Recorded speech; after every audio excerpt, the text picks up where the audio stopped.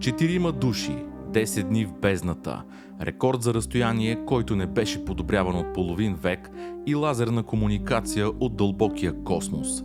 Артемис 2 приключи и човечеството вече не е същото. Днес ще ви разкажа всичко, от бруталното ускорение на най-мощната ракета до абсолютната тишина зад обратната страна на Луната. Гледайте до край, защото това беше най-важното пътуване на нашето време. Здравейте, приятели! Днес ще разгледаме историческата мисия Артемис 2. Тя приключи и е време да анализираме фактите, които направиха това завръщане към Луната реалност. Ще разглобим мисията стъпка по стъпка, за да видим какво точно преживяха астронавтите.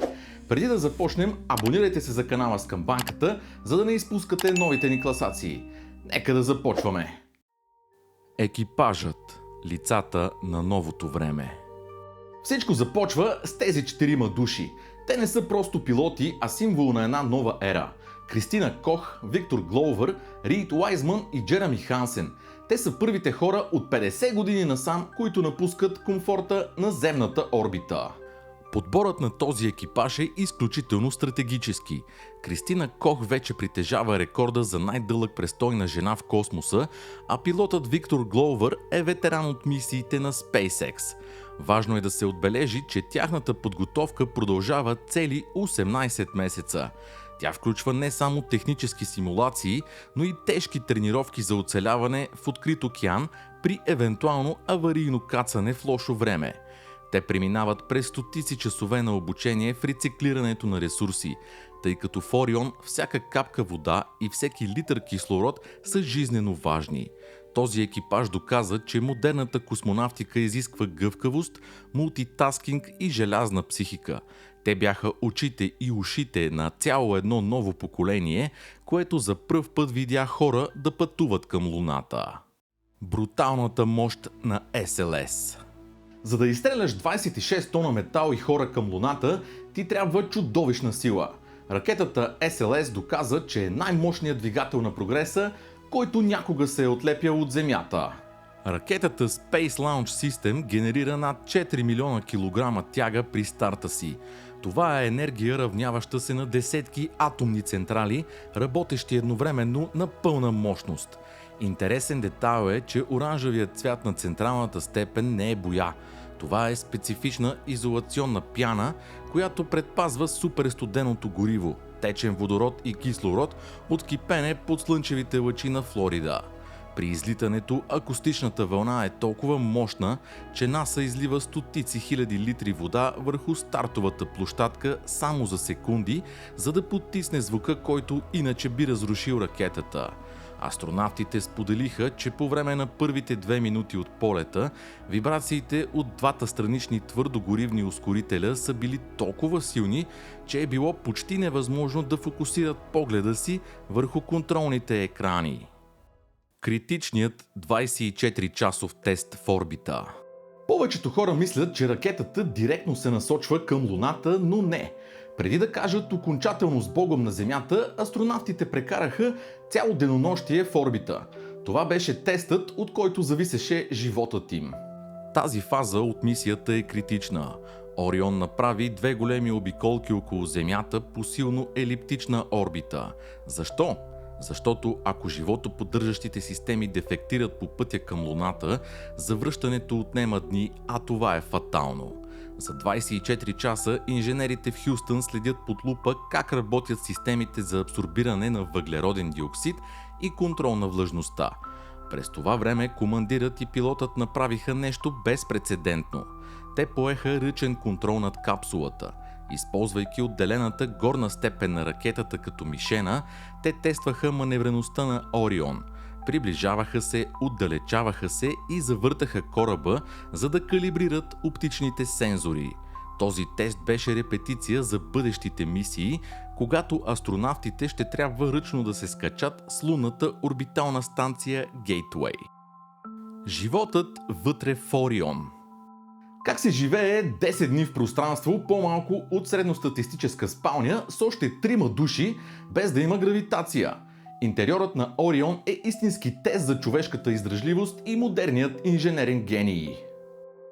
Интериорът на космическия кораб Орион е огромен скок в сравнение с клаустрофобичните капсули на Аполо.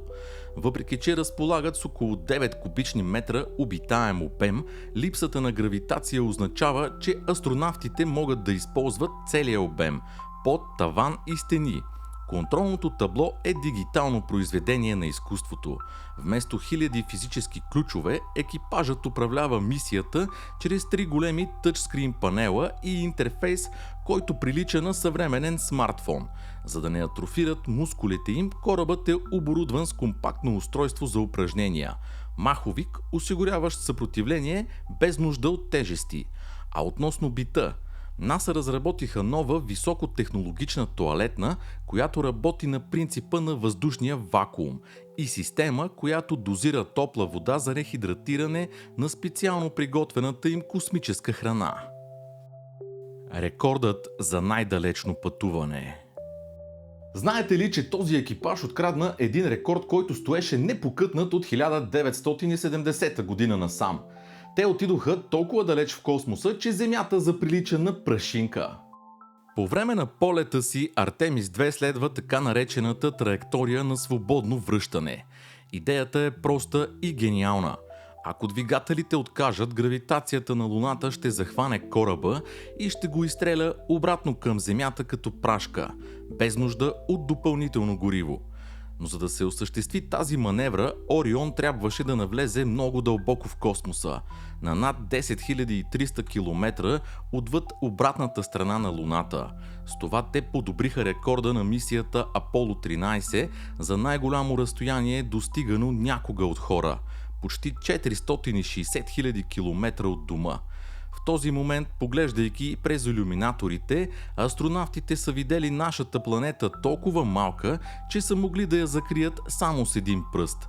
Цялата човешка история, всички океани и континенти, събрани в една малка синя точка в безкрайната тъмнина. Пълното затъмнение зад Луната.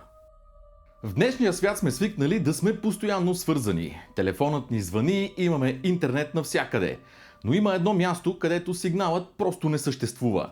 Екипажът прекара близо час точно там. Когато корабът Орион премина зад обратната страна на Луната, масивната скала на нашия спътник блокира абсолютно всички радиовълни. За период от около 45 минути, 4 астронавти са напълно отрязани от човечеството. Никаква връзка с Хюстън, никаква телеметрия, никакви съвети от инженерите. В тези моменти на абсолютна изолация те имат важна задача. Те прелитат над пейзаж, който никога не се вижда от Земята. Повърхност, брутално надупчена от милиони древни метеоритни удари. С помощта на камерите си те картографират зони, които учените ще изследват за бъдещи кацания. Когато корабът най-накрая се появява и зад лунният хоризонт и радиовръзката е възстановена, напрежението в контролната зала на Земята се изпарява за секунди. Космически интернет и лазери. Ако сте гледали кацането на Луната през 1969 година, може би помните размазаните призрачни силуети в клиповете. Днес, благодарение на една революционна технология, ние наблюдавахме космоса в брилянтно 4K качество. Едно от най-големите технологични постижения на тази мисия е системата Optical Communications System. Вместо да разчитат само на традиционните радиовълни, НАСА използваха инфрачервени лазери, за да предават данни към Земята. Представете си го като оптичен интернет, но без самия кабел. Този лазерен лъч пътува стотици хиляди километри, за да удари с абсолютна точност приемниците на Земята. Това позволява трансфер на данни със скорост до 260 мегабита в секунда. Благодарение на това видяхме стриминг на живо в Ultra HD директно от лунната орбита, а астронавтите можеха да изпращат огромни файлове с научни данни за минути. Тази система е гръбнакът на бъдещият комуникационен канал, който ще свързва Земята с базите ни на Марс. Оцеляване в радиационната буря. Космосът е враждебен. Щом напуснеш защитното магнитно поле на Земята, ти си изложен на жестока невидима енергия от Слънцето. Радиацията е най-големият враг на дългите мисии, но този екипаж беше подготвен. По пътя си към Луната и обратно, Орион трябва да премине през радиационните пояси на Ван Алън, зони около Земята, където са хванати милиони високоенергийни частици. Освен това, винаги съществува риск от внезапно и смъртоносно слънчево изригване. За да се предпазят, НАСА тестват специални защитни жилетки, наречени Астрорад, направени от полимери с висока плътност. Но най-интересната защита е самият кораб. В центъра на Орион има предварително проектирано радиационно убежище. В случай на соларна буря, астронавтите са обучени да се барикадират в тази централна част, изграждайки стена около себе си от саковете си с екипировка и най-вече от резервоарите с вода. Водата е един от най-добрите изолатори срещу космическа радиация, известни на науката. Скокът през атмосферата. Завръщането може би е най-опасният момент от цялата мисия. Влизаш в земната атмосфера с абсурдна скорост, а корабът ти се превръща в огнено кълбо. Този път НАСА изпробваха маневра, която никога досега не беше правена с екипаж. Корабът навлезе в атмосферата с зашеметяващите 40 000 км в час. При тази скорост въздухът пред капсулата се компресира толкова рязко, че се превръща в плазма, нагрявайки топлинния щит до над 2800 градуса по Целзий. За да намалят температурното натоварване и жестокото гравитационно претоварване върху телата на астронавтите, НАСА използва техниката Skip Entry. Капсулата се гмурка в горните слоеве на атмосферата, използва ги като трамплин, за да подскочи обратно нагоре в космоса за кратко охлаждане и чак след това направи своето финално спускане, подобно на плоско камъче, което подскача по повърхността на езеро. Тази маневра не само предпазва екипажа, но позволява на кораба да прелети хиляди километри повече, приземявайки се с хирургическа точност точно до спасителните кораби в Тихия океан. Зелена светлина за кацането. И стигаме до най-важния факт от всички. Защо изобщо беше нужно всичко това? Артемис 2 не беше просто демонстрация на мускули. Това беше генерална репетиция за най-голямото събитие на нашия век. Всичко в мисията Артемис 2 мина по план, което означава само едно. Зелената светлина за Артемис 3 е дадена. Следващата мисия, планирана за идните години, няма просто да обиколи Луната. Тя ще изпрати астронавти директно на повърхността в суровия и неизследван район на Южния лунен полюс. Огромното количество данни, събрани от този екипаж, в момента се анализират от инженерите, за да гарантират безопасността на следващите изследователи. Ние вече не отиваме на Луната просто за да забием флаг и да си направим снимка, както през 20 век. Този път отиваме, за да построим постоянна база, да добиваме вода от лунния лед и да се научим как да живеем на друг свят.